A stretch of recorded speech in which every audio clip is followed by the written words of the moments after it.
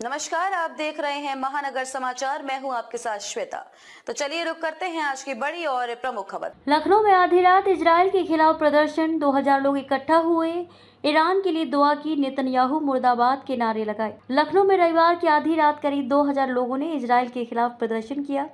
दरगाह हजरत अब्बास में इकट्ठा हुए शिया समुदाय के लोगों ने इजराइल मुर्दाबाद, नेतन्याहू मुर्दाबाद के नारे लगाए। ये लोग all India centre board of अज़ादारी इजलास 2025 में आए हुए थे। 80 संगठनों के लोगों ने इकट्ठा होकर मुहर्रम की तैयारियों पर चर्चा की। इससे पहले मंच से मौलानाओं ने ईरान जिंदाबाद के नारे लगाए। साथ ही इजराइल और वहां के प्रधानमंत्री बेंजामिन नेतन्याहू के खिलाफ जमकर नारेबाजी की। दरगाह हजरत अब्बास की मुतवल्ली मीसम रिजवी ने बताया कि मुहर्रम से पहले हर साल यह अंजुमनों संगठनों का वार्षिक कार्यक्रम होता है। इसमें विशेष रूप से मुहर्रम की तैयारी को लेकर रूपरेखा तैयार की जाती है। इस साल मुहर्रम की तैयारी के साथ ईरान और इजराइल के बीच में हो रही युद्ध पर भी चर्चा हुई। इसमें सैकड़ों की संख्या में लोगों ने इजराइल पर जमकर विरोध किया और ईरान का समर्थन किया। ईरान के supreme leader Ayatollah Ali Khamenei के लिए दुआ की गई। मीसम रिजवी ने कहा कि अमेरिका और इजराइल दोनों ही आतंकी देश हैं।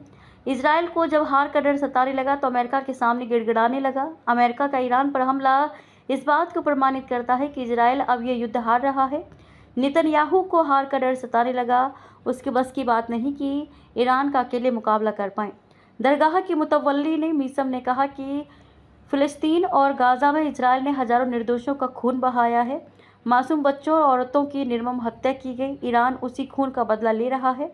इजराइल चाहता है कि अन्य देशों की तरह ईरान भी उसका पिट्ठू बन जाए, मगर ईरान झुकने को तैयार नहीं है। बौखलाया हुआ इजराइल बेगुनाहों का खून बहा रहा है। मीसम रिजवी ने बताया कि हम सबका यही प्रयास है कि मुहर्रम अच्छी तरह से हो जाए, शासन प्रशासन से तालमेल बना रहे। जुलूस, मजलिस और मातम मुहर्रम के दौरान होने वाले ये तमाम अहम चीजें अपने पारंपरिक तरीके से होती रहें, कहीं कोई दिक्कत ना आए, इसको ध्यान में रखकर तमाम संगठनों के साथ वार्ता की गई है। खबर के अंत में खबरों में अब तक के लिए बस इतना ही।